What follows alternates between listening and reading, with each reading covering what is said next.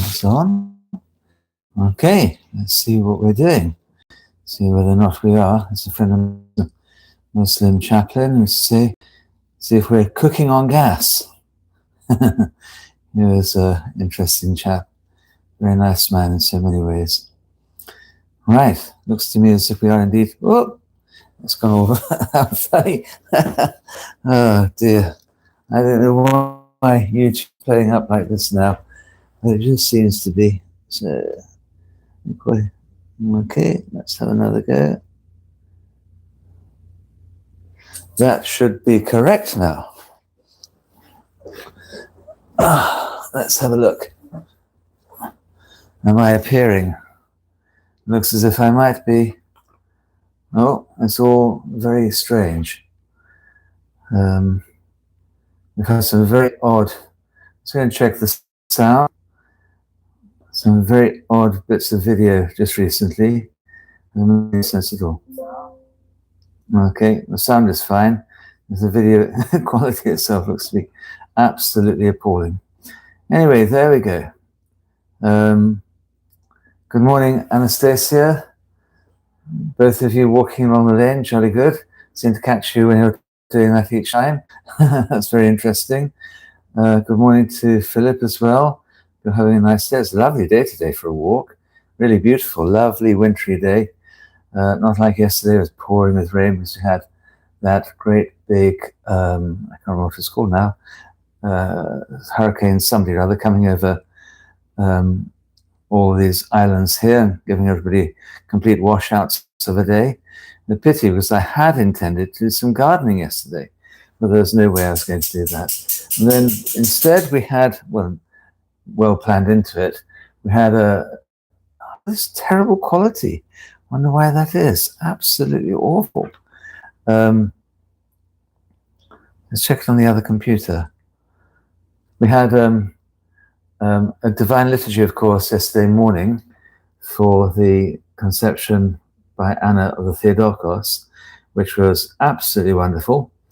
In the monastery chapel, we had Brother Ian Marie, and also we had Brother Johannes and Father Deacon Paniotis and I there. So it was a very lovely time was had by us. It was beautiful.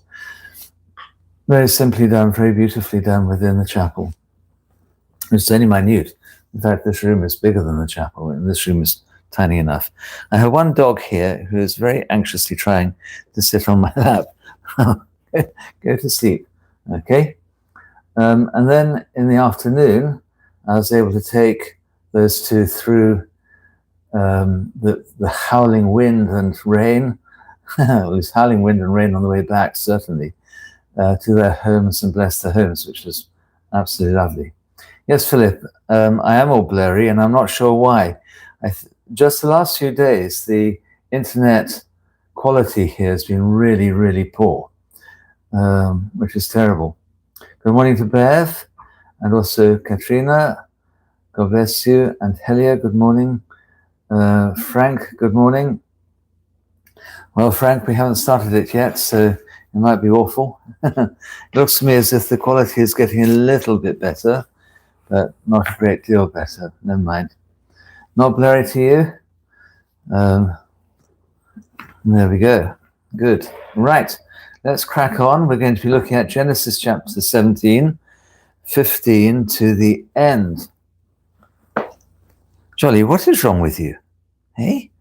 What's wrong with you? Go on, you sit down there.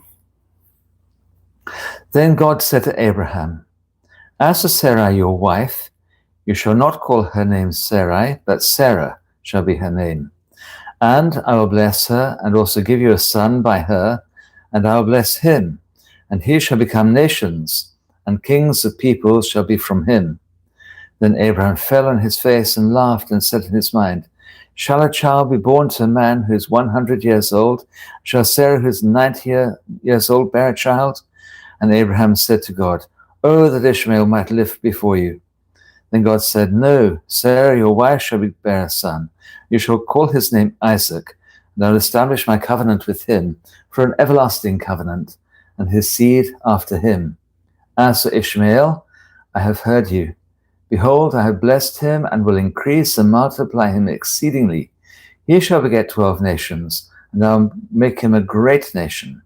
But my covenant I will establish with Isaac, whom Sarah shall bear to you at this time next year.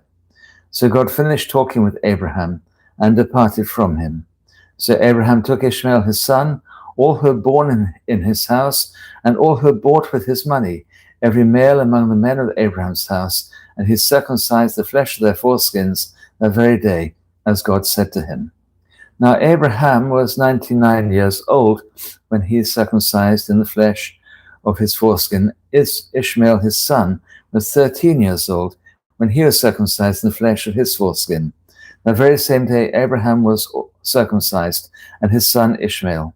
Also all the men of his house, born in the house or bought with money from a foreigner, were circumcised with him. There we go.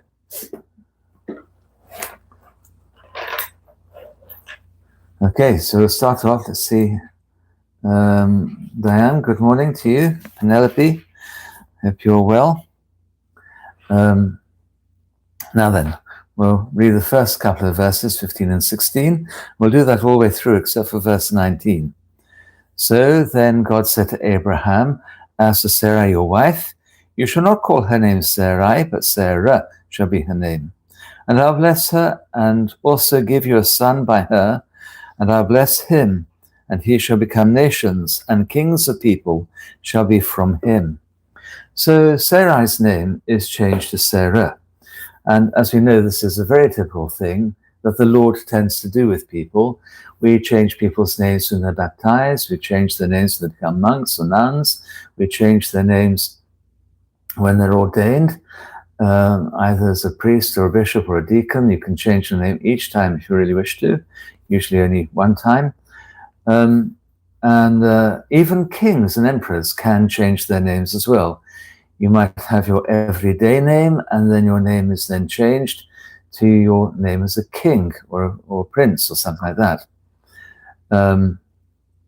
which is an interesting thing, because it's in England anyway. Becoming a king or a queen is a type of ordination.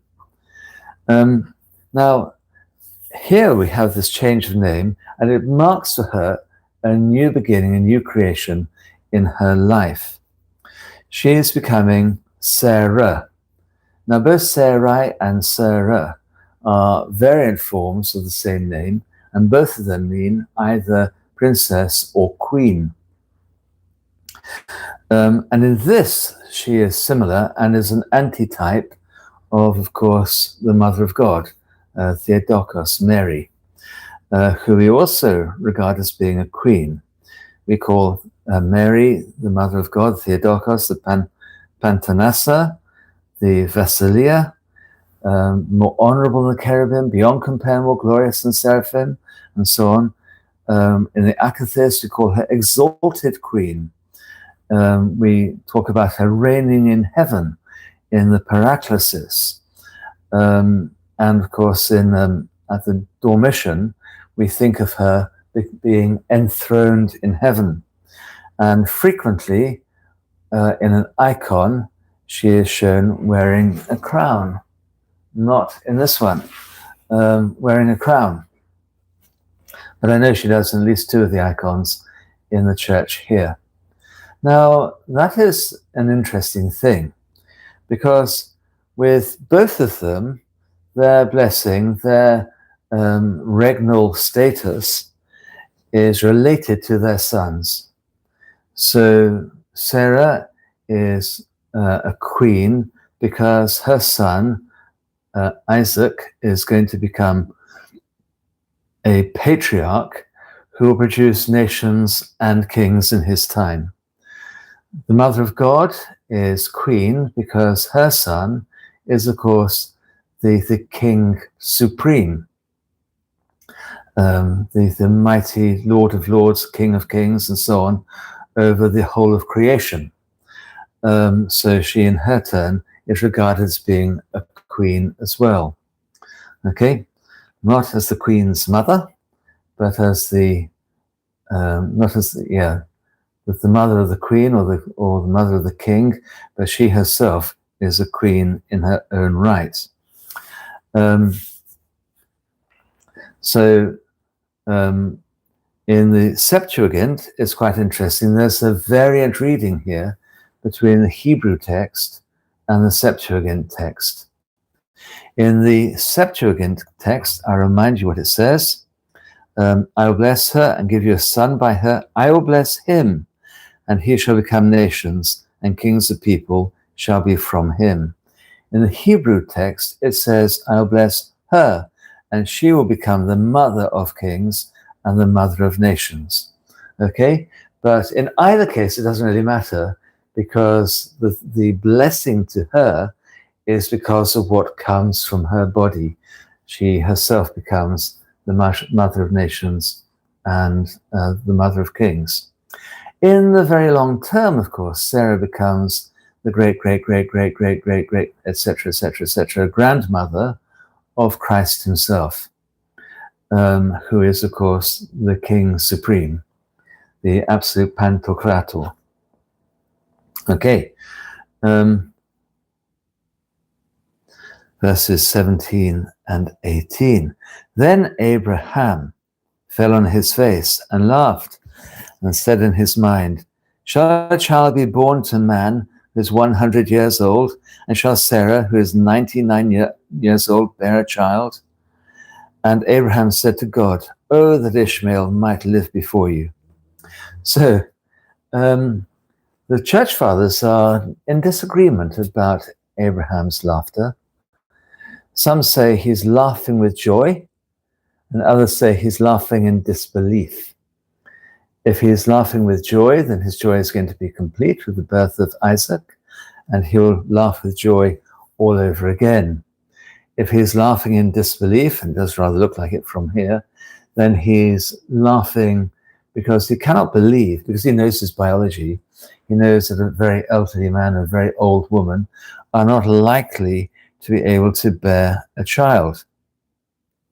Okay, so he, according to this story, is also, he and Sarah, both 99 years old.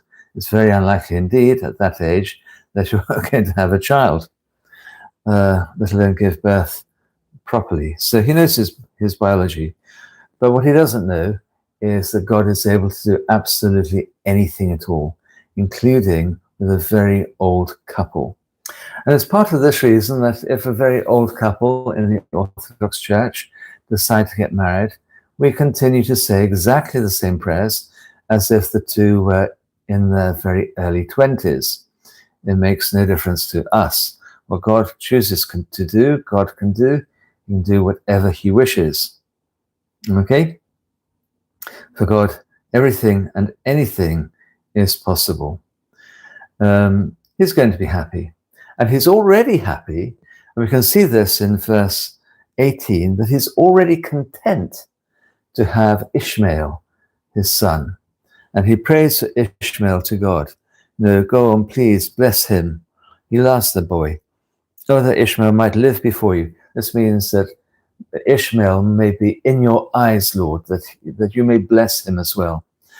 And God does indeed want to bless Ishmael too. And he goes forth. So 19 by itself, we'll come on to Ishmael in a moment. Then God said, no, Sarah, your wife, shall bear you a son, and you shall call his name Isaac, and I'll establish my covenant with him for an everlasting covenant, and with his seed after him. So Isaac in Hebrew, Ishak, very obvious. And he laughed is we Ishak. Okay? Ishak, we Ishak. Laughter, he laughed. So Isaac will be a memorial of Abraham's laughter, his joy, maybe his unbelief, and he will be a sign of the presence of God's faithfulness to Abraham, and then all the way down through the entirety of history, everybody will see Abraham, maybe he didn't believe God, but nevertheless, God is still faithful to him. Okay? Verses 20 and 22. As for Ishmael, I have heard you. Behold, I have blessed him, and will increase and multiply him exceedingly. He shall beget 12 nations, and I'll make him a great nation. But my covenant I will establish with Isaac, whom Sarah shall bear to you at this time next year. So God finished talking with Abraham and departed from him. So 3 verses there. Well, maybe just the first two, 20 and 22. So Ishmael will also be blessed, but the covenant is going to be with Isaac. Ishmael is richly blessed. He too is going to be the father of kings and the father of nations, 12 whole nations. Now, God does exactly the same now. There is a special covenant, a special blessing, a special relationship between God and those people who are baptized into the Holy Trinity. That is undeniable factor of what Christianity means. But God also blesses those people who are not baptized. That is clear. They don't all shrivel up or something terrible happen to them. They can be intelligent, they can be wonderful, they can be extraordinarily useful in the world, and so on, so on, so on. So God loves those people who are baptized, but that does not mean that God does not love those people who are not baptized. Okay? That also is important to remember. Remember, even the Lord said several times recently, God can raise up children for Abraham from these stones. He's looking at around him, the big pebbles, the rocks, and so on, in the dusty streets. So God loves everybody. God's love descends upon the entirety of humanity. In fact, the entirety of creation. There's no point in pretending that God only loves people who are Christian. He doesn't. He loves everybody. He does love. There's a special relationship between those people who are baptized, but there's also, we have to remember there's a special relationship between God and everyone. Okay. And the other thing is that Sarah is going to give birth in the usual way. So it is not Shazam or something, abracadabra, pop, out comes Isaac. In exactly the same way with the Theotokos, she is told, you will conceive, then the Lord grows within her for the normal 9 months and is born in the ordinary way. And the same is true with Sarah. A year from now, says the Lord, Sarah is going to have a child. And God allows that year to go past so that Abraham can increase his faith. He has to look out for that. And of course, he will come back again later on. Probably, interestingly, a conflation or a separation of the same story into 2 parts. So what does Abraham do then? Verses 23 to 27. So Abraham took Ishmael his son, all who were born in his house, and all who were bought with his money, every male among the men of Abraham's house, and he circumcised the flesh of their foreskins that very same day, as God said to him. Now Abraham was 99 years old when he was circumcised in the flesh of his foreskin, and Ishmael his son was 13 years old when he was circumcised in the flesh of his foreskin. The very same day Abraham was circumcised, and his son Ishmael. Also all the men of his house, born in the house or bought with a foreigner, were circumcised with him. So Abraham is immediately obedient to God. And this is repeated so many times to make it quite clear that when God tells you to do something, You don't sit around thinking, yes, let me look in my diary. I'll be free maybe the Tuesday after next. You say, okay, I'll get on and do it now. So you crack on and do whatever it is that God wishes you to do. Sometimes the result of whatever it is that God wishes you to do doesn't become clear for some time. A period goes past, but you yourself, we who live in time, must crack on and be obedient immediately. So often I find people who are thinking about the possibility of the idea of maybe turning to Christ. And I think, what's to stop you from doing it now? God has shown you the way you must go. Now go. Crack on. Get on with it. Go and join the catechumenate. Go and start reading. Go and attend to the scriptures.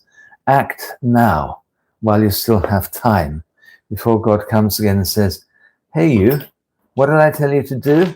Why is it not done? It's quite interesting actually. The bishop does much the same. If the bishop asks you to do something, it's a good idea to crack on with it straight away, because if you don't, he'll be breathing down your neck the very next moment. Okay, fair enough. He's the bishop, and we're meant to be obedient to God through him. So who are these people who are circumcised? Well, it's Abraham, and it is his son Ishmael. Later it's going to be Isaac as well. But it is actually the entirety of Abraham's household. And here we see something else that's important. You sometimes have people misguidedly deciding to wait until their children are of a certain age when they can decide for themselves whether or not they wish to be baptized. We don't see that here. The slaves, the other members of the household, his cousins and others, and people like all of his household, none of them have the decision about whether or not slaves and other servants, those bought with money, those born within the family, all of those together are circumcised. Rather like when Cornelius decides to turn to the Lord and be baptized, it doesn't just say Cornelius, but also Cornelius makes up his mind for everybody else. They also are all going to be baptized. The entire community becomes baptized. In some nations, the king decided to be baptized, and this was then something that was placed upon the entire nation. All of you now get on and be baptized. So baptism is a personal thing, but it is also a group and societal thing as well. It can be a family thing. The family decides the family decides, and the whole family becomes baptized. The entire family turns to Christ in one activity, one go. And that is an important way of thinking about this particular way of doing things. Okay, so if you have children, you should definitely say to yourself, these children are going to be baptized, all of them, now, and bring them up within the faith. Now, I, as a baby, was not baptized. My parents decided to leave it until I was older. I regret that. Had I been baptized when I was a child, almost certainly I'd have been baptized as a Roman Catholic, and I would have been able to have the benefit of baptism at least until now.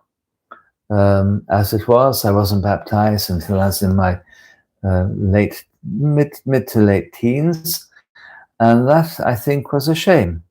Okay, it would have been far better indeed to have been baptized early. So for that, I do owe that to my mother, who was rather antagonistic towards the Catholic Church.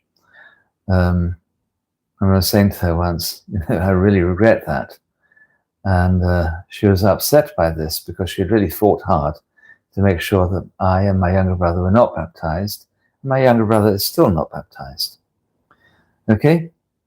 But Abraham, he loses no time at all in making sure that the entire family, the entire household is baptized. Okay, we're going to end there. I'm going to have a look to see in a moment, see if anybody's been asking any questions. Don't think so far, but I'll have a check. If you like this, there's a thumbs up thing. I can see about 7 people have done so. There are 15 people watching now, so that gives 8 of you the opportunity to put a thumbs up if you want to. If you don't want to, I don't care. If you would like to put a thumbs down, you're very welcome to do that as well. If you think that that's a good idea, if you want to click on the little thing that says subscribe, you can do that. I'm astonished to see how many subscribers I have now to this channel, over 7,000 people, which is quite an amazing thing. So there we go. I see 10 people now put a thumbs up. Thank you very much. Right, we're going to pray for some folk. We're going to start off praying for Charlotte, for her health and salvation. But we're also praying for Theodora, Angeliki, for Stitira, for John, for Poppy and Hilary, for Daniel, who is slowly recovering, the other Daniel, who is also getting better all the time, for David, for Ita, we'll continue praying for Ita, for Dorothy, for Theseus, Nicoletta and Nicoletta, for Joseph, and for another Joseph, and for Simon, for Georgia, for Jane, for Johan, and Fedor. The one Joseph is the son of Dino, who I see is there at the moment. God bless you, Dino. Hope things are going better with your son at the moment. So, let's look through. Dino, you're there, and Alexander from Ukraine, God bless you and keep you. And Simon, a bit late, God bless you, Simon. Dino, myself, all my siblings have baptized infants in St. Wilfrid's Church, York. Still a wonderful church to visit. Yes, indeed. That's a good place to be baptized. Katie says, why the pain of circumcision? The pain is not the issue. The issue, well, actually, I talked about this the other day. The issue is, it is the sacrifice of a part represents the whole. So with circumcision, you offer your entire self to God. You cannot cut your head off, because that is to kill you, but you can cut off something that represents the whole of you, and the whole of the, all the men are circumcised, and by doing so, not all the men and all the women, just all the men are circumcised, and by doing so, you also, as it were, sacrifice the entire community, men and women, everybody. The small part of the body is cut off, and by doing so, the entire body is given to Christ, given to God, given to Christ, same thing. St. Paul says something about this when he's talking about circumcision and baptism. And the baptism is actually the circumcision of the entire body, because you die with Christ and raised again with Christ in baptism. And that's why it is you don't need to be circumcised if you're a male Christian. And St. Paul says, you might as well go ahead and cut the entire thing off if you want to. You want to do that, but it won't do you any good at all. Your whole business about giving yourself entirely to God. And we do so now in baptism. And men and women are baptized. And this sort of particular is quite interesting. All the way through the whole of Scripture, there's the part represents the whole. So you might say that the covenant with Abraham and with Israel after him represents the covenant that God has with the entirety, all of, the whole of the world. Okay? Jorge, it is much more than a ritual. And it is a type of baptism If you look back to what I was saying the other day, you'll see what I was saying. So they're bare rituals. This is not a bare ritual. This is an actual thing that happens because what God does happens completely. God does not deal with bare rituals at all. And if God tells you to do something, then it is done for a good reason. So the partial represents the whole. In the New Testament, as Jorge quite rightly says, the whole is given in baptism. So the part in the circumcision, but the whole in baptism. Okay? There's nothing wrong with the foreskin. No reason at all why anybody should have that removed. In fact, every good reason nowadays not to. But at the time, the second thing about it was that if you had been circumcised and you were asked whether or not you were Jewish, then they could check to see. And if you were Jewish, then you could, there's something or other that somebody could check and have a look at and check, oh, yeah, he's circumcised, he's Jewish. And there were people during the last war who were Jewish who uncircumcised themselves. And in certain Roman times as well, people did the same. In some Christian cultures, they will also tattoo a cross upon their yad, upon their wrists, to show that they are Christian. And so if the Muslims come along to kill you, they can see that you are a Christian and they will kill you. You cannot avoid by pretending that you are a Muslim. The same happened also in India. Now, Muslims are, in fact, also circumcised. And in fact, an awful lot of people are throughout most of sub-Saharan Africa. Black Africans and white Africans tend to be circumcised, and most North Americans are as well. But Muslims tend to be. And in some Hindu areas, they will actually check to see whether somebody is circumcised. And in partition, it was one of the ways of deciding whether this person was going to be killed, either because they had or they had not been circumcised in the horrific things that happened after partition when Pakistan and India separated. Okay? Christ is in our midst, indeed he is. Glory to God. Why Jews killed Jesus? The Jews and the Romans do what people tend to do. That is that when you actually come across God, you wish to get rid of God because God is too difficult for you. He makes somebody, I remember a boy saying, God makes a lot of demands on you. Right, God does make a lot of demands on you. And when they met God in the flesh, despite having the complete religion of Judaism was a preparation for Christ. When they actually saw Christ as he was, they found fault with him. They didn't like what they saw. And so they killed him. Okay, there we go. That's enough for one day, I think. We've said our prayers. We have read the scriptures together. We're thinking about, we thought about the feast day we had yesterday, which was very good. And I think I might go and put some baubles on the trees outside because that'll be nice.